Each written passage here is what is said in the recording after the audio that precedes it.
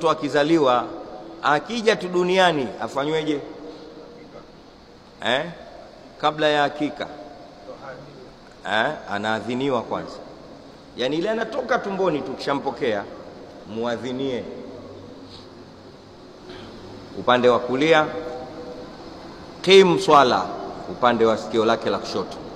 Huku upande wa kulia adhana, upande wa kushoto kama.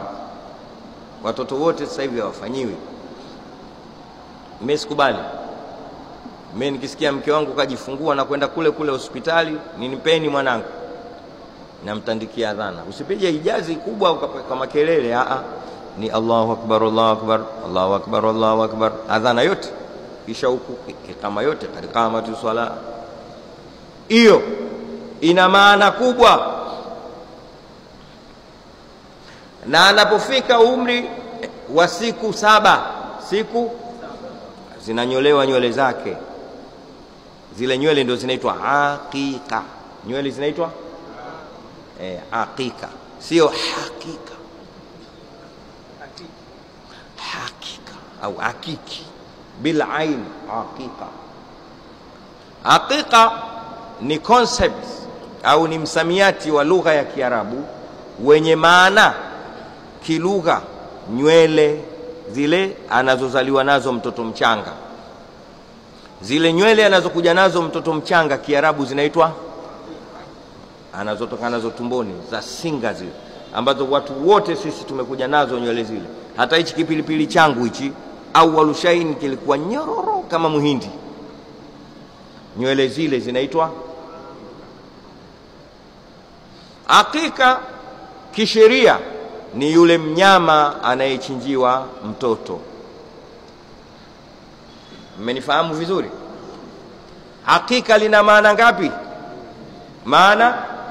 Maana ya kwanza Kiarabu ni nywele anazokuja nazo mtoto zinaitwa hakika. Sawa? Maana ya pili kisheria, yule mnyama anayechinjiwa mtoto anaitwa hakika. Tukio hili linatakiwa lifanyike kisunna siku ya 7 tu tangu mtoto kazaliwa. Unafanyaje? Unanyoa nywele zake, kisha unamchinjia. Kama mtoto wa kiume wanyama wawili, kama una uwezo unaanzia ngamia au ng'ombe au kondoo au mbuzi, inategemea uwezo wako.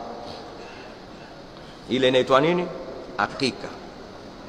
Sawa? Kama mtoto wa kike mmoja mtoto, na ndiyo siku hiyo anapewa jina zuri. Huu ni mpango katuwekea Mwenyezi Mungu kupitia kwa Mtume Muhammad sallallahu alayhi wasallam. Mmemzaa mtoto wako siku ya kwanza, mpige adhana. Mpige adhana na ikama.